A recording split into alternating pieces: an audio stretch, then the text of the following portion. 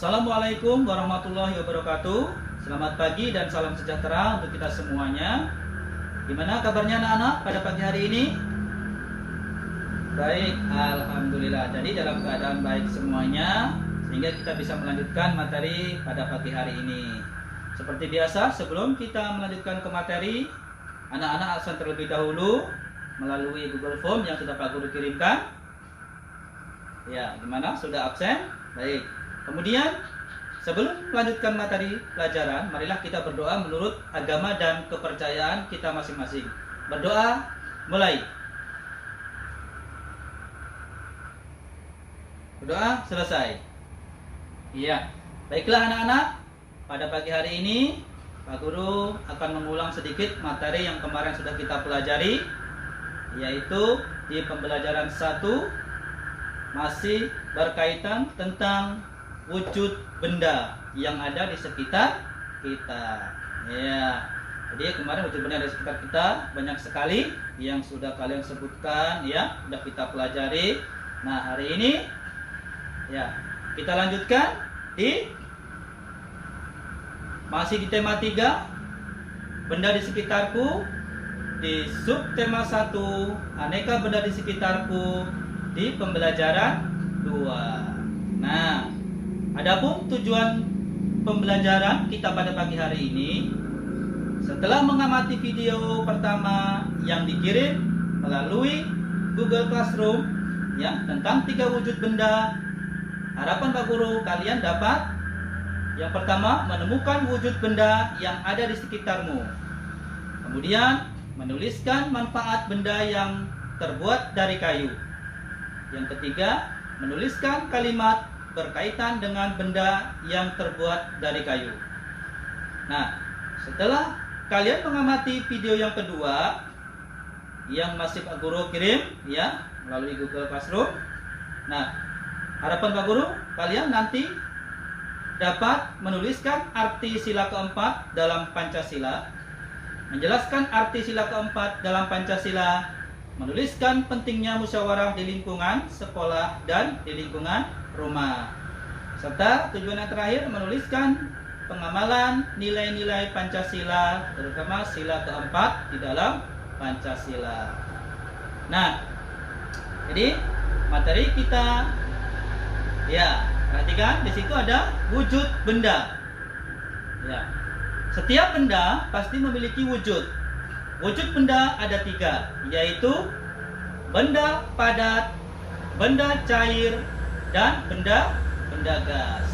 Nah, kalian bisa melihat di situ, ya, sudah Pak Guru buatkan seperti skema di situ, ya, wujud benda. Di situ ada benda padat, benda cair, dan benda gas.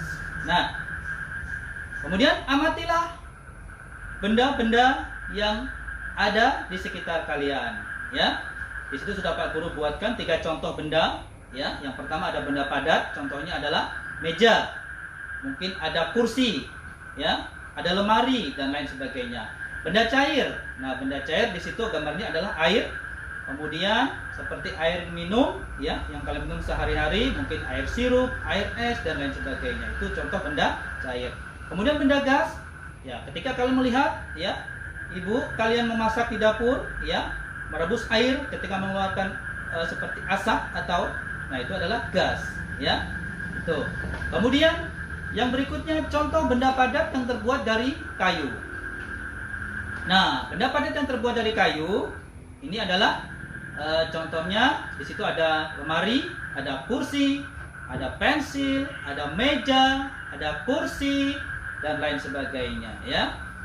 Nah, adapun kelebihan dan kekurangan. Kelebihannya adalah dapat dilakukan pengerjaan dengan mudah karena dapat dibentuk sesuai dengan apa yang diinginkan. Kelebihan yang kedua, kayu akan dapat lebih tahan dari berbagai macam bentuk, tekanan dan juga memiliki kelenturan. Kelebihan yang ketiga, terdapat berbagai macam bentuk jenis kayu. Nah, adapun kekurangannya, tidak tahan api sehingga kayu mudah terbakar, apalagi kalau dalam kondisi kering. kayu tidak dapat dimanfaatkan secara keseluruhan sehingga sisa penggunaan kayu hanya menjadi limbah. Nah, demikianlah itu adalah kelebihan dan kekurangan benda yang terbuat dari kayu.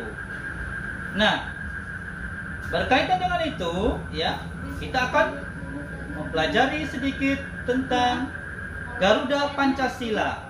Nah, kalian bisa melihat, ya, yang pastinya kalau untuk materi tentang Garuda Pancasila di sini adalah berkaitan dengan, ya, kewarganegaraan. Nah, di situ ada 5 sila. Yang pertama, ketuhanan yang Maha Esa, kemanusiaan yang adil dan beradab, persatuan Indonesia, kerakyatan yang dipimpin oleh hikmat, kebijaksanaan dalam permusyawaratan perwakilan. Yang kelima adalah keadilan sosial bagi seluruh rakyat Indonesia. Itu adalah 5 sila yang ada di lambang negara kita adalah burung Garuda. Nah, kemudian arti sila keempat, ya, seperti yang di tujuan tadi Pak Guru sampaikan. Jadi tujuannya adalah kita bisa mempelajari terutama khususnya adalah sila keempat di dalam Pancasila. Nah, sila keempat Pancasila yang berbunyi kerakyatan yang dipimpin oleh hikmat, kebijaksanaan dalam permusyawaratan perwakilan, memiliki makna mengutamakan kepentingan negara dan masyarakat, tidak memaksakan kehendak kepada orang lain, mengutamakan budaya, musyawarah dalam mengambil keputusan bersama. Itu adalah makna sila keempat dari Pancasila. Nah, musyawarah di lingkungan sekolah dan di lingkungan rumah. Kalian bisa perhatikan di situ ada 4 gambar. Ya. Jadi yang pertama ada gambar berdiskusi di sekolah, ya. Kemudian di lingkungan rumah, ya. Kemudian di lingkungan masyarakat, ya. Mereka sedang berdiskusi atau bermusyawarah. Nah, pastinya adalah, ya, mengapa kita harus musyawarah? Nah, karena tujuan dari musyawarah adalah untuk mencapai mufakat. Setiap anggota musyawarah berhak untuk mengajukan pendapat. Nah, hasil musyawarah harus diterima dan dilaksanakan dengan penuh tanggung jawab. Nah, yang tadi kita sudah mempelajari tentang makna sila keempat. Sekarang kita menginjak ke pengamalan sila keempat dalam Pancasila. Nah, yang pertama mengadakan musyawarah untuk membuat keputusan bersama. Yang kedua, tidak memaksakan kehendak saat bermusyawarah. Yang ketiga, mengembangkan suasana kekeluargaan dalam musyawarah. Yang keempat, mengikuti musyawarah dengan niat baik. Yang kelima, membuat keputusan dengan memperhatikan kepentingan bersama. Ya. Tuh. Nah, jadi demikianlah materi yang Pak Guru sampaikan pada hari ini. Nah, kira-kira anak-anak ada yang mau menyimpulkan? Ya, bagus. Pak Guru tambahkan, ya. Jadi kesimpulan pembelajaran kita pada pagi hari ini adalah wujud benda ada 3, yaitu benda padat, benda cair, dan benda gas. Dampak dari penebangan hutan secara sembarangan. Kemudian manfaat musyawarah di lingkungan sekolah dan lingkungan rumah adalah untuk mencapai mufakat. Ya, sebelum Pak Guru tutup, di situ ada tugas yang harus anak-anak kerjakan, ya. Yang pertama di situ ayo berlatih, ya. Nah, nanti kalian, ya, bisa kerjakan dan kemudian nanti dikirim, ya, melalui Google Classroom. Nah, di situ ada ayo berlatih, kemudian ada soal PKN, kemudian, ya, ada bahasa dengan PKN. Ya, demikianlah materi yang Pak Guru sampaikan pada pagi hari ini. Selamat mengerjakan, ya. Jangan lupa jaga kesehatan, ya. Selalu mengikuti protokol kesehatan. Pak Guru akhiri, wassalamualaikum warahmatullahi wabarakatuh.